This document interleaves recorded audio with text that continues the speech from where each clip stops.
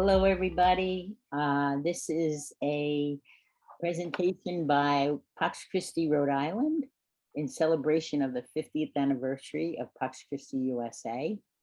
We have some of our members here tonight to talk a little bit about how we started and what we're doing now, and to share some of our stories with you. So I'm going to start by introducing each speaker and asking them a question, but they can take it wherever they'd like. So our first person is Father Ray Tetro, who is actually the founding member of Pax Christi, Rhode Island. And I wonder if, Ray, you could tell us a little bit about why you started, when you started, what were some of the things at the beginning? Well, it was somewhere around 9/11. I'm not sure if it was before or after, but something inspired Father George Bean, Kathy McElroy, and myself to call for a Pax Christi Rhode Island establishment. And we took the lists of all the Rhode Islanders who were members of the national Pax Christi and sent them an invitation. And we met at St. William's Parish. And we started studying some of the documents on peace and nonviolence. We had speaker come in, Father Charles McCarthy come in and spoke to us, urged us to use the prayer, study, action method, and which we did. I think we still follow it today. I kind of think that we did too much studying and a number of people dropped out. I think maybe it was when Barack Obama was elected and they thought, well, maybe now we don't need Pax Christi, but people like Bill Waters and I said, well, we need it now more than ever. And we will probably need it for the rest of our lives, as we certainly do. Yeah. So that's how I remember the beginning of Pax Christi. And that was about 21 years ago, right? Yes, right. Well, you're still going, and we're really grateful for you for getting it started. And I with us today is Pat Fonts. Pat's been a member for several years, and she's. I wonder, Pat, can you tell us a little bit about some of the history that you like to celebrate, that you're proud of? I decided that I would pick one thread of our activity and try to use it to show how what I think characterizes Pax Christi Rhode Island's mode of action and the way it's created its history is through collaboration and continuity, persistence, sticking to something when we target a particular area of intervention. Since 2014, when we were introduced to Joseph Gerson, who was working on the evaluation of the Non-Proliferation Treaty, we have followed this theme. We went to New York, four of us, for the UN Non-Proliferation Treaty evaluation meeting, and spent our time on the train ride coming back, planning how we were going to implement this in the Diocese of Providence. We succeeded in reaching every parish with an invitation, and about 33% of the parishes agreed to share this material in their parish bulletin or in a separate publication of their parish. And later that year, the four groups in Rhode Island joined Pax Christi in organizing a major conference on the risk of nuclear weapons. It was organized with the help of the Union of Concerned Scientists in Boston, and the delegate to the National Conference of Catholic Bishops spoke from the moral point of view, and a scientist named Lisa Grundlin spoke from the scientific point of view on those. All four of the organizations, Pax Christi Rhode Island Anti-War Committee, the Tuesday Morning Peace Group, and the American Friends Service Committee collaborated on that seminar. Subsequently, those four groups formed a communication network, which was the beginning of inter-peace group collaboration in Rhode Island. And since 2018, for 4 consecutive years, we've collaborated with the Rhode Island Anti-War Committee in the celebration of a rally on UN International Day of Peace, September 21st. It was at that rally in 2019 that the two Williams in our group, William Waters and William Smith, met and began their work on the treaty against the treaty for the prohibition of nuclear weapons, about which Bill will speak to you later. Thank you, Pat. Thank you. Tom Hoban is going to go next because he's getting off the ferry, believe it or not, in Block Island. And he's going to tell us a little bit about some of our local peacemakers who we like to celebrate. So I'm going to turn it over to Tom Hoban. From the smallest town in the smallest state of Rhode Island, just grateful to be part of this Pax Christi group, Rhode Island. Been a member for a couple of years. It's been very reflective and beautiful for me. Some of our local peacemakers have been Joan Crawford, who passed, Joan Crowley, excuse me, passed last year. Her love and light live on. She was persevering, and I'll have others to speak more about her. Paul McNeil. I would like to acknowledge Father Ray Tetrall and Bill Byrne, who have shared masses for us, to pray with us, Good Friday services with the banner for proliferate the ICANN treaty. Just a prayerful saying rosaries in the freezing cold in front of where they make basically nuclear submarines to carry nuclear missiles. I was greatly influenced by Charles Emmanuel McCarthy before he came to Rhode Island when I was in Connecticut, 1982 and 83. Just inspired me very much for the path of nonviolence. So I'm very grateful. I'm sorry the background's a little bit noisy. I just love being a part of this group. It has been prayerful for me. I've learned a lot. I've grown a lot. We can make a difference. We are making a difference one person at a time. And oftentimes, Charles reminds me to work on the peace in the heart before we get it in the world. I'm just grateful to be a part of this group. Thank you so much. Thanks, Tom. Thank you very much.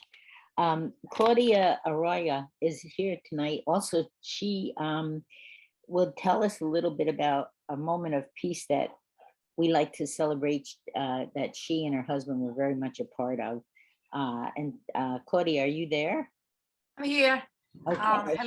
Hello, everybody. My name is Claudia Rojave, and I'm part of the Pax Christi for 3 years. Well, there are many moments of peace. Being with these groups is a daily moment of peace. It's very rewarding, especially how we even center in the beginning, which meeting. But let me pick the one that Madeline wants to address, and is the one where we call it the street theater. And the street theater, we actually did it in a street theater right in downtown, and it was amazing. It was the main project was to focus, and it was an anti-nuclear project, and the main focus was to bring this to people right now. We know the events that happened in Hiroshima and Nagasaki. There are many young and adults that they don't even know what happened. And I think the visualization there, the whole program was excellent with presentations, with poems. But the main thing was to really strike people in the street and represent what happened in 1940. And it was led by my husband, and he can tell you more about history about that. And then, but I cannot say more than that. I can say that was very rewarding. It was well done. It was from the people that were there, to see that visual, people laying down in the floor, from even the costumes that was used. It was totally, again, it was something that if somebody sees it without even listening, could take what happened. And I think that was the main point.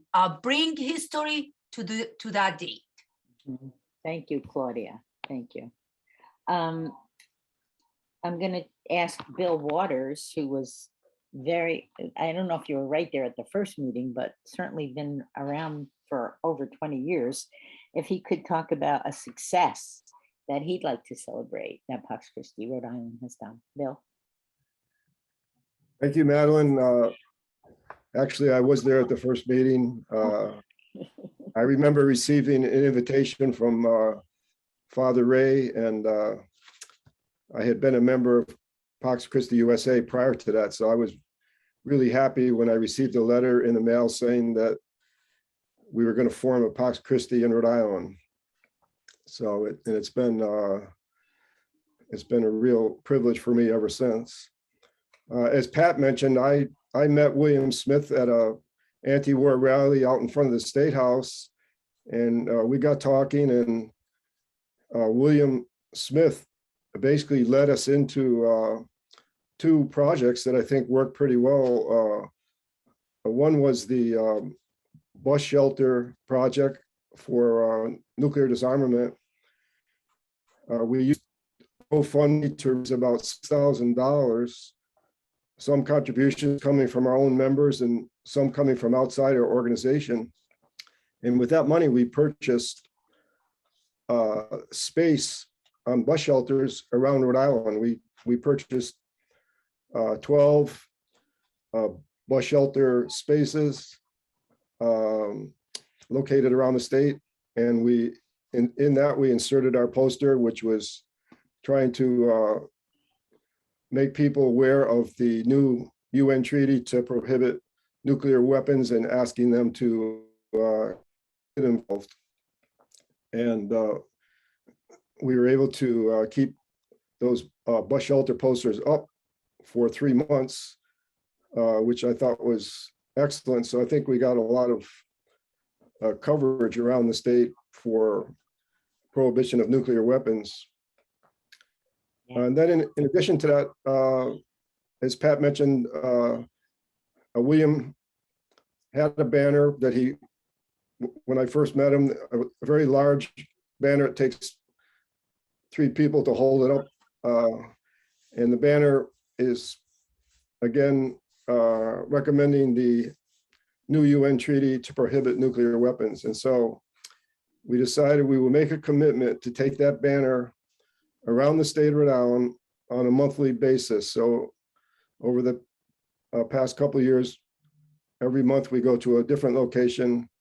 We hold up the banner, and we also hand out leaflets, again, to try to get people engaged in the prohibition of nuclear weapons. And actually, Pat has been our primary person for distributing leaflets. Her experience running for the Congress prepared her, I guess, to really mingle with the people on the street and pass out our leaflets and engage people in conversation. So we ran out of money for the shelter posters, so that's kind of come to an end, but we're still out every month with William Smith's banner. Thank you. I think that's about it. Thank you, Bill, for your hard work and consistency, as Pat says. Father Bob Burns been with Pax Christi for a while, and I wonder if you could tell us a little bit of how you see the successes that you've noticed that you'd like to celebrate. Well, I'll be glad to. We're from Rhode Island. I was out of state a while back, and when I told the people I was from Rhode Island, a young fella said, "Oh, Long Island." I said, no, it's another place. So maybe people around the country don't expect much from the tiny estate. But as you've been listening, I bet all you watchers now know that some great things come from the small estate. They've been mentioned in passing the various collaborations that we've had, both within the state and when we went to New York for the national demonstration, and also to know that around the world, in so many countries of the world, there are people like us, maybe in aging as well as we are, who are really concerned about peace. And they feel that part of the whole world of support for peace is a wonderful thing, especially in these days when Pope Francis seems to be really emphasizing his own speech and in his visits around the world, his intent to build peace.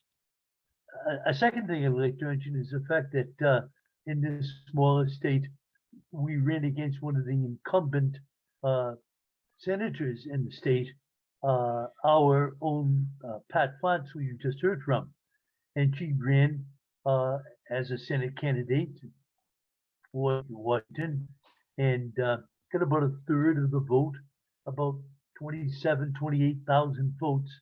And it seems like you really alerted thousands and thousands of people to the element of peace in our national profile.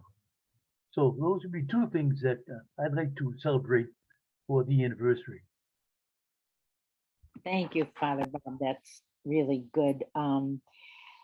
Let's see, I don't think I've left anybody out, but I just, maybe if anyone has anything else they want to add at this moment, please feel free to, oh, there's Robert Watt, who's Claudia's husband. And did you want to say anything, Robert? Margot, who's our clerk now, has access to the video of the 17-minute street theater, which we'll get to you. Secondly, following up on Pat's collaboration and consistency, Pax Christi has spearheaded the introduction into our legislature this year on both the House and Senate side, a resolution to request of the government, all of its levels, to sign on to the TPNW. And so we'll be active in testifying, raising awareness of the issue in terms of our peace witness throughout this spring. That's all I have to say. Thank you. Thank you, Robert. Yes. So the only thing we haven't touched on, I'd like to end with this, is that we also, I know. I would like to say something, please. Oh, go ahead. Sure. Sorry. Sure. I just want to remember our deceased members, Joan Crowley and Paul McNeil, who were members almost from the beginning and steadfast. And Joan was at every possible conference you think of ahead of us. And Paul was so interested in our work, even when he was blind, he come to our meetings. So we want to just hold them as beautiful members of our Pax Christi, Rhode Island. Thank you. That's very touching and so true. Thank you. Anyone else? I just wanted to end with the fact that along with the nuclear disarmament, which is a huge part of our work, we are working on the anti-racism issues and are very grateful for Pax Christi USA for giving us materials and speakers and various opportunities to learn more about this issue, which is so important. And in talking about intersectionality, it affects everything from nuclear weapons, poverty issues, disarmament, all of it would, it can't be separated, as Brian Massengale said in his beautiful talk when he received the Teacher of Peace Award.